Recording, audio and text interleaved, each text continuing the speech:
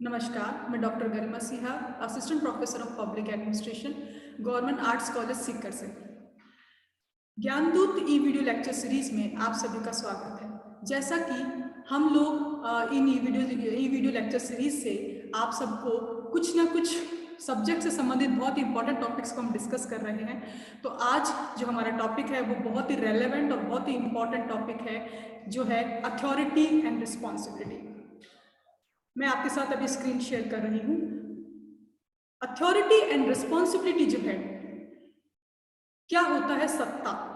सत्ता जो शब्द है, आपने अपने दैनिक जीवन में इस शब्द को खूब सुना है, आप इससे रूबरू रहे हैं। सत्ता जो होता है वो क्या होता है? सत्ता आदेश देने का अधिकार और उसका पालन करवाने की शक्ति होती है। तो सत्ता जो है अपने आप में क्या होता है? Authority is the right to give orders and power to exact obedience.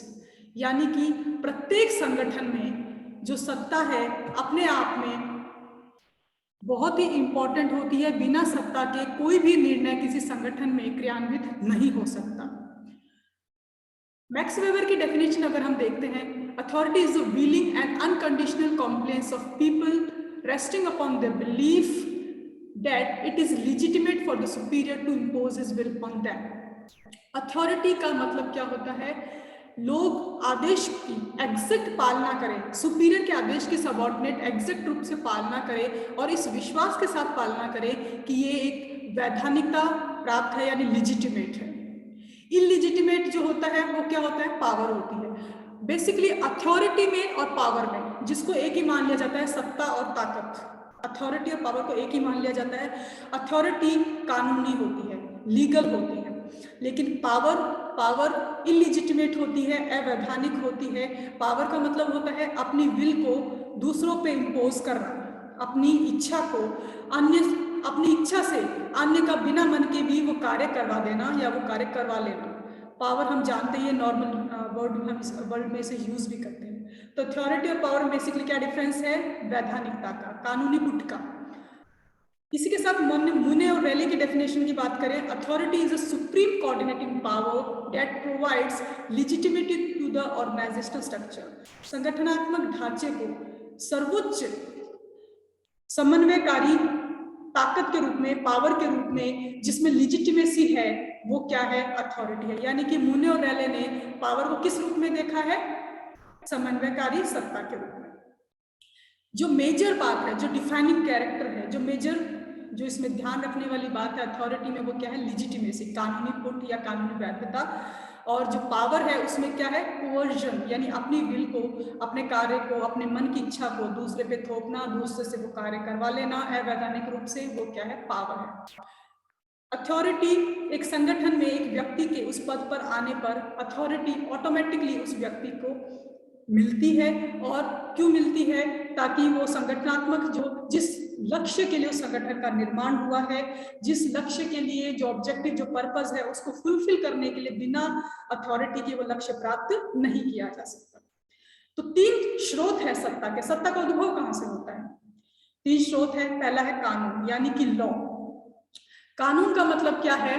कानून का मतलब है जो संविधान है, जो नियम है, जो देश की कार्यपालिका या न्यायपालिका के द्वारा जो नियम बनाए गए हैं, जो कानून बनाए गए हैं, लॉ, कॉन्स्टिट्यूशन है, उसे हम स्रोत मानते हैं वैधानिकता का या सत्ता का।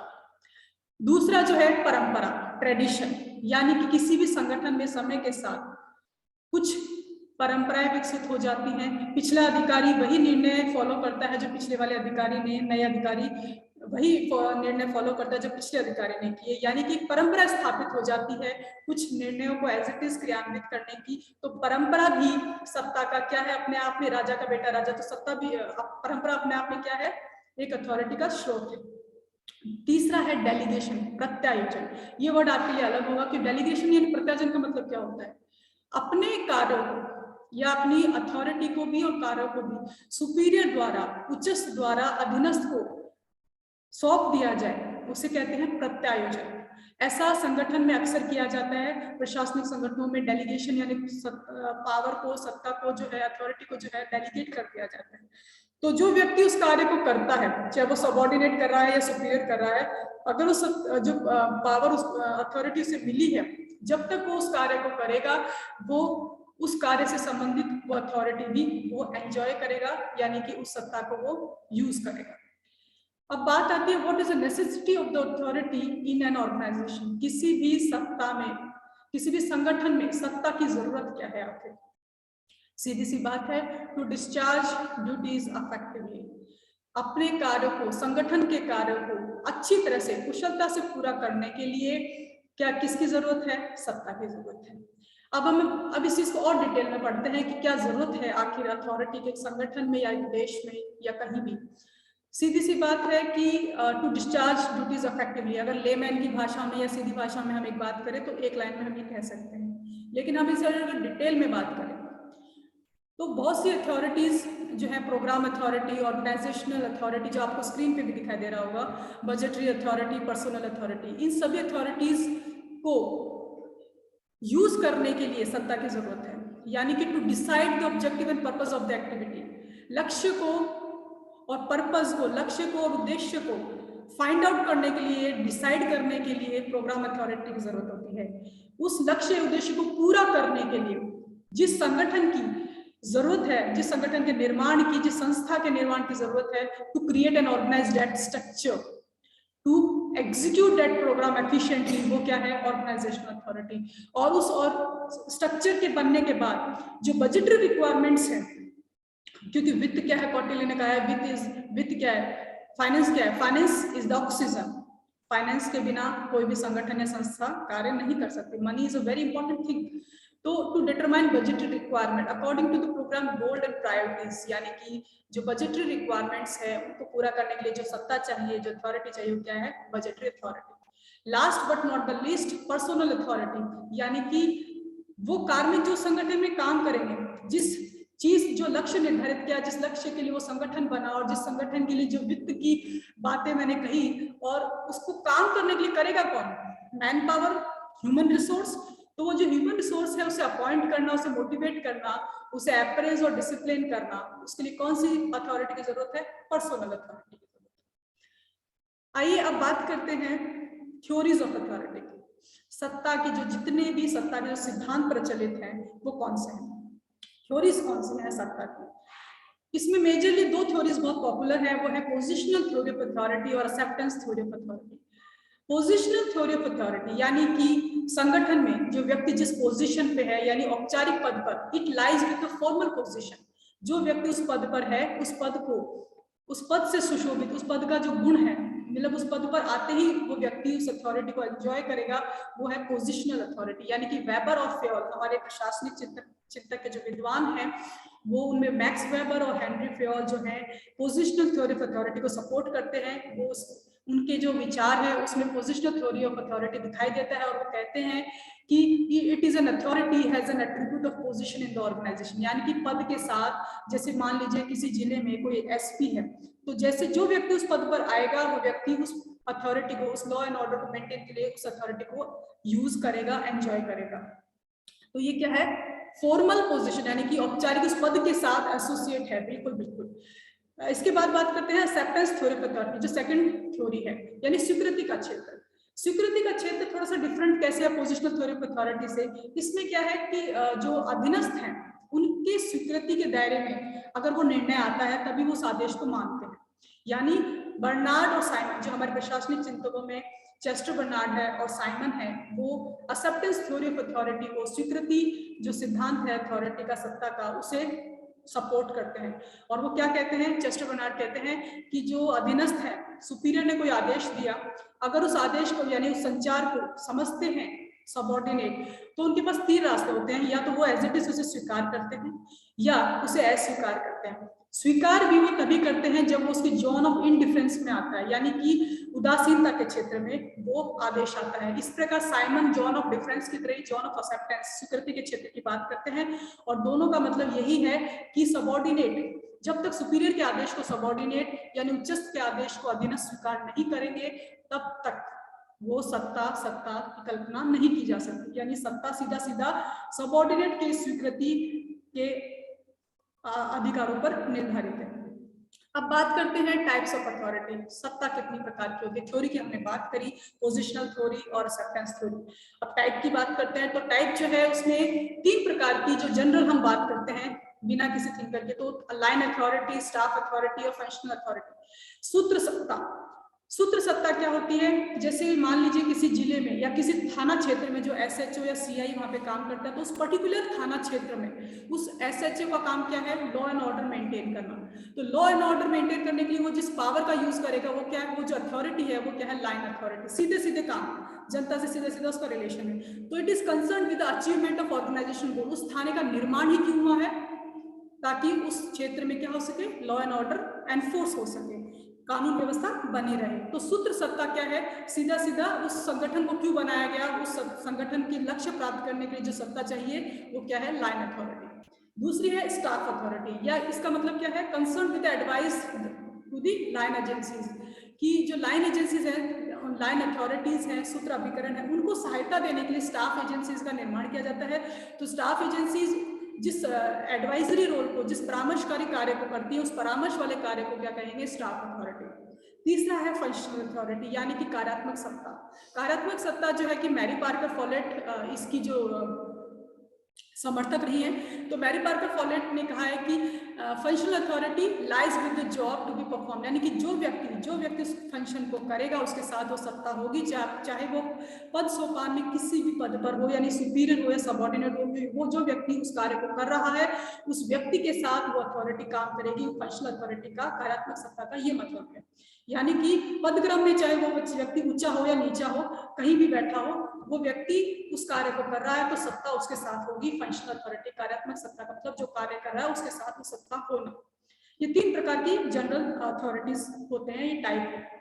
उसके बाद हम बात करते हैं वेबर, मैक्स वेबर के अनुसार भी अथॉरिटी जो उन्होंने डिस्क्राइब करी कि 3 प्रकार की अथॉरिटीज होती हैं, वो भी आपके एग्जाम पॉइंट ऑफ व्यू से काफी इंपॉर्टेंट है, तो ये भी हमें जानना चाहिए। ट्रेडिशनल अथॉरिटी, कैरिस्मेटिक अथॉरिटी और रिगलेशनल अथॉरिटी, यानी परंपरागत सत्ता।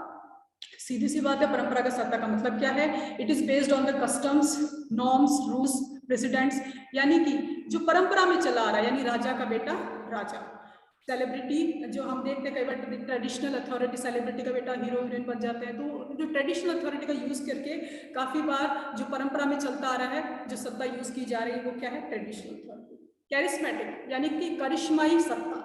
दूसरा, करिश्माई सत्ता का मतलब है किसी व्यक्ति में ऐसे गुण होना, चाहे वो कोई धर्म गुरु हो, चाहे कोई सेलिब्रिटी हो, या कोई ऐसा लीडर हो जिसके बहुत सारे अनुयायी उसके फैन हो, और उसमें कुछ एक्स्ट्रा या एक्सेप्शनल कुछ ऐसे कैरेक्टर्स हो कि वो लोग उसके फैन हो या उसे फॉलो करते हो। तो कैरिस्मेटिक अथॉरिटी किसी व्यक्ति के पर्सनैलिटी में कुछ ऐसे एक्स्ट्रा गुण होते हैं जिससे वो लोग उसे पसंद करते हैं, उसकी सत्ता को मानते हैं, तो कैरिस्मेटिक अथॉरिटी कहलाती है। तीसरा है लीगल रेशनल अथॉरिटी, यानी कि वैध तार्किक सत्ता। हम वर्तमान जीवन में लीगल रेशनल अथॉरिटी को ज्यादा देखते हैं। ये क्या है, सीधा सीधा जो योग्य व्यक्ति है, मेरिट से, एग्जाम से जो लोग आते हैं उन्हें लीगल, जैसे किसी पद पे मान लीजिए जिले में कोई एसपी आता है, किसी जिले में कोई कलेक्टर है, तो एक आईएएस जो उस पद पर आता है वो लीगल रेशनल अथॉरिटी को एंजॉय करता है, यानी कि उसको जो अथॉरिटी मिली वो कहाँ से मिली है, लॉ से, कानून से, कॉन्स्टिट्यूशन से, रूल्स से, रेगुलेशन से।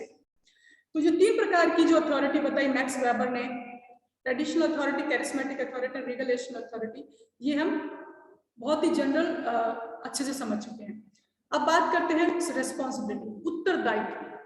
देखिए, जब भी संगठन में कहते हैं कि जितना बड़ा पद मिलता है व्यक्ति को, उसी के साथ उसकी जो उत्तरदायित्व है उतना ही बड़ा होता है। तो रेस्पॉन्सिबिलिटी क्या है, it is a natural consequence of authority, सत्ता का सीधा सीधा रिजल्ट क्या है, रेस्पॉन्सिबिलिटी, उत्तरदायित्व। यानी कि जब किसी व्यक्ति को अथॉरिटी मिलेगी तो उसके साथ साथ उसे उत्तरदायित्व भी मिलेगा, यानी कि ये सब क्या है, अंतर संबंधित है। Authority, responsibility both are interrelated. किसी व्यक्ति को सत्ता मिल जाए और उसमें उसके पास मतलब वो उत्तरदायित्व ना हो उस कार्य को करने का, तो वो सत्ता कितनी खतरनाक हो सकती है। और किसी व्यक्ति को उत्तरदायित्व ही दे दिया जाए और सत्ता ना दी जाए तो वो कोई काम का ही नहीं रहा। तो सीधी सी बात है, अथॉरिटी जब मिलेगी तो रेस्पॉन्सिबिलिटी उसके साथ है, यानी कि ये सीधा सीधा एक प्राकृतिक परिणाम है। सत्ता के साथ उत्तरदायित्व बिल्कुल संबंधित है, अंतर संबंधित है। बात करते हैं क्या होता है उत्तरदायित्व। उत्तरदायित्व मतलब एक नेचुरल जो ऑब्लिगेशन है एक इंडिविजुअल का अपनी ड्यूटीज को सही तरीके से करना, यानी कि उस पर्टिकुलर एरिया में एक कलेक्टर को क्या क्या फंक्शंस परफॉर्म करने चाहिए, एक जिले में क्या क्या फंक्शंस परफॉर्म करने चाहिए, जो उसका नैतिक दायित्व है, जो मोरल एस्पेक्ट है, वो क्या है, उत्तरदायित्व है। आपने उत्तरदायित्व, रेस्पॉन्सिबिलिटी और अकाउंटेबिलिटी, जवाबदेहिता, उत्तरदायित्व और जवाबदेहिता दो शब्द जरूर सुने होंगे। रेस्पॉन्सिबिलिटी जो है थोड़ा सा एक इंडिविजुअल व्यक्ति पर निर्भर है कि मैं इस पद पर आई हूं तो मैं उस पद पर किस तरीके से ईमानदारी से या कितना मोरल रूप से उस काम को कर रही हूँ। किसी भी काम को जब आपको कोई पद मिलता है तो साथ में उसके साथ आपको उत्तरदायित्व मिलता है, ये एक मॉरल ड्यूटी होती है। लेकिन जवाबदेहिता थोड़ा सा लीगल हो जाता है। जवाबदेहिता में लीगैलिटी का क्या मतलब है, जैसे एक एग्जीक्यूटिव है, कोई मंत्री है, किसी कार्य को कर रहा है, कोई प्रोग्राम को परफॉर्म कर रहा है, उस प्रोग्राम से रिलेटेड रिस्पॉन्सिबिलिटी तो उसकी बनती है। लेकिन अगर उसे विधानसभा में किसी कार्य के लिए कोई प्रश्न पूछ लिया जाए और जो पर्टिकुलर एमपी या मंत्री उसका प्रश्न का जब जवाब देता है तो वो उसकी क्या आ जाती है, क्योंकि अब उसको जवाब देना ही पड़ेगा, प्रश्न उससे पूछ लिया गया है, तो वो जवाबदेहिता यानी कि अकाउंटेबिलिटी कहलाएगा। यानी अकाउंटेबिलिटी में बेसिकली क्या बात हुई, वही बात जो अथॉरिटी और पावर में डिफरेंस है, वही बात अथॉरिटी में और जो आपकी रिस्पॉन्सिबिलिटी में और अकाउंटेबिलिटी में अंतर है, यानी वैधानिकता का, लीगैलिटी का। अब रिस्पॉन्सिबिलिटी आप अच्छे से समझ गए, ये किससे एसोसिएट है, मोरल एस्पेक्ट से, व्यक्ति के नैतिक दायित्व से, क्या मुझे ये अथॉरिटी मिली है तो मेरा ये उत्तरदायित्व है। अब ये दो प्रकार की होती है, ऑपरेटिंग रिस्पॉन्सिबिलिटी और अल्टीमेट रिस्पॉन्सिबिलिटी। ऑपरेटिंग रिस्पॉन्सिबिलिटी का मतलब है कि जो व्यक्ति उस रिस्पॉन्सिबिलिटी को परफॉर्म कर रहा है, चाहे उच्चस्थ व्यक्ति ने, सुपीरियर ने अपनी वो पावर डेलीगेट कर दी, प्रत्यायोजित की कर दी अधीनस्थ में, और वो उस काम को कर रहा है अधीनस्थ, तो जो व्यक्ति उस काम को कर रहा है उससे वो दायित्व, उत्तरदायित्व भी उसी व्यक्ति का बनता है, यानी कि इसे डेलीगेट किया जा सकता है, प्रत्यायोजित किया जा सकता है, जो व्यक्ति उसको कर रहा है उसके उत्तरदायित्व बनता है। एक है अल्टीमेट रिस्पॉन्सिबिलिटी। अल्टीमेट रिस्पॉन्सिबिलिटी का मतलब क्या है कि अंतिम उत्तरदायित्व, बट अंतिम उत्तरदायित्व का कभी भी प्रत्यायोजन नहीं हो सकता। जिस व्यक्ति का उस पद से संबंधित है, चाहे वो अपने अधीनस्थ को वो वर्क दे दे, लेकिन वो अल्टीमेटली जो रिस्पॉन्सिबिलिटी है उसी व्यक्ति की बनती है। इसी के साथ टाइप्स ऑफ रिस्पॉन्सिबिलिटी भी होती है, यानी कि political responsibility, institutional responsibility, professional responsibility. कोई व्यक्ति जो विधान, जैसे इसका मतलब होता है राजनीतिक उत्तरदायित्व, यानी कि वो रिस्पॉन्सिबिलिटी जो एग्जीक्यूटिव अपने लेजिस्लेचर में, विधानसभा में, कोई कार्यपालिका विधानसभा में जो रिस्पॉन्सिबिलिटी उत्तरदायित्व निभाता है, किसी प्रश्न का जवाब देना या फिर जो भी एक कार्यपालिका को करना चाहिए, वो क्या है, पॉलिटिकल रिस्पॉन्सिबिलिटी। इंस्टीट्यूशनल रिस्पॉन्सिबिलिटी का मतलब है कि पब्लिक वेलफेयर में, यानी कि लोक हित में कोई भी इंस्टीट्यूट का फॉर्मेशन क्यों होता है, पब्लिक वेलफेयर के लिए होता है। तो पब्लिक वेलफेयर, उस इंस्टीट्यूट का जो फॉर्मेशन हुआ उससे संबंधित जो एडमिनिस्ट्रेटिव एजेंसी काम कर रही है, यानी कि वो जो संस्था है, उसकी जो रिस्पॉन्सिबिलिटी बनती है, वो कौन सी रिस्पॉन्सिबिलिटी है, इंस्टीट्यूशनल रिस्पॉन्सिबिलिटी। यानी कि समाज कल्याण बोर्ड है, तो समाज कल्याण बोर्ड का जो काम है वो क्या है, समाज कल्याण करना, और वो उसकी जो रिस्पॉन्सिबिलिटी बनती है वो क्या है, इंस्टीट्यूशनल रिस्पॉन्सिबिलिटी। तीसरा है प्रोफेशनल रिस्पॉन्सिबिलिटी, यानी जो आपका जो आईएएस या सिविल सर्विसेज या जो भी प्रोविंशियल सिविल सर्विसेज आरएस वगैरह होते हैं, यूपीपीएससी होते हैं, तो ये जो प्रोफेशनल्स आते हैं, ये जो सिविल सर्वेंट्स आते हैं, जो पब्लिक सर्वेंट्स आते हैं, ये जो रिस्पॉन्सिबिलिटी इनकी जो बनती है प्रोफेशनल, अपने कार्य के प्रति स्टैंडर्ड्स, जो इनके काम करने के कोड ऑफ एथिक्स है, वो जो रिस्पॉन्सिबिलिटी है वो कैसी रिस्पॉन्सिबिलिटी है, प्रोफेशनल रिस्पॉन्सिबिलिटी। इस प्रकार रिस्पॉन्सिबिलिटी को भी हम 3 प्रकार से विभाजित कर सकते हैं, राजनीतिक उत्तरदायित्व, संस्थात्मक उत्तरदायित्व और प्रोफेशनल जो रिस्पॉन्सिबिलिटी है उसमें। Thank you so much. I hope कि आपको जो है समझ में, अपना टॉपिक अच्छे से समझ में आ गया होगा। If you have any query, और मुझे इस अपॉर्चुनिटी को देने के लिए बहुत धन्यवाद। और आपको कोई क्वेरी है तो मेरा यूट्यूब चैनल भी है, और आप मुझसे डॉक्टर गरिमा सिंह नाम से आप मुझे क्वेश्चन पूछ सकते हैं, सर्च कर सकते हैं यूट्यूब चैनल पे। Thank you so much for giving this opportunity. Thank you.